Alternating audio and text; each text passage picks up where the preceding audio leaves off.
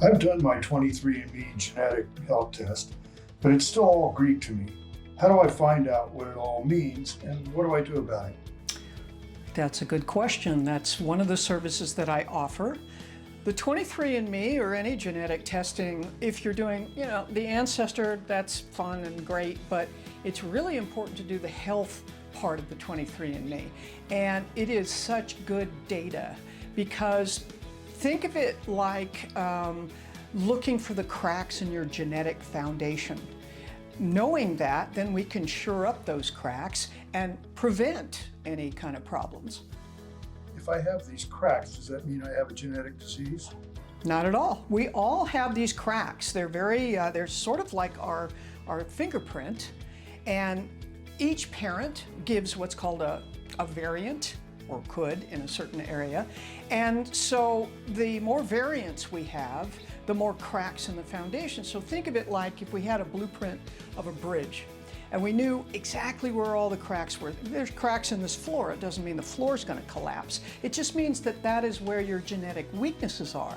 So this is called epigenetics, which is if you put those weaknesses in the wrong environment and expose them to toxins or expose them to whatever that's going to trigger that genetic variant, then that puts you at a higher risk.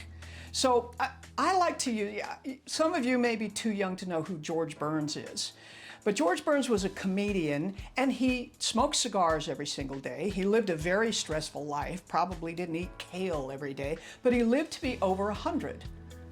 Why? Because he's got the genetic makeup of an Iron Man. But his wife, on the other hand, who lived in the exact same environment, she only lived to be 69. So that's where knowing where those cracks are and shoring up them, we can do that through diet, nutrition, and also understanding that there are certain things that you probably wouldn't want to do. Like some people, they come into me and they go, "Oh, Radhia, my doctor told me I have the," they call it the motherfucker gene. It's the MTHFR SNP, right? And basically what that means is that you don't metabolize folic acid very well. That's what it means, but in the long run, that could be a risk to cardiovascular, that could be a risk to depression, anxiety. It can be a risk to a lot of things. So knowing that, the MTHFR, for example, 41% of the population has that. So what's the problem? Well, if you know you have that, you know that you may not be able to detoxify very well. So there's your answer. Probably not a good idea for you to be a smoker, or probably not a good idea for you to live in a chemical, environment.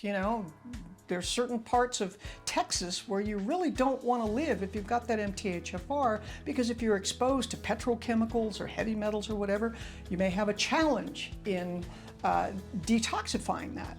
So having that information is great because that sort of tells us what to avoid, what kind of environments we need to avoid, and also how do we shore up those imbalances. So what's the next step to have you evaluate my 23andMe? The next step is simple. Go to 23andMe, order the test. It's a simple cheek swab. So send the test off, and the 23andMe will then send you an email letting you know that your tests are available. So I'll give you instructions on how to download the raw data. You send it to me, we get together, we look at it, and there you go.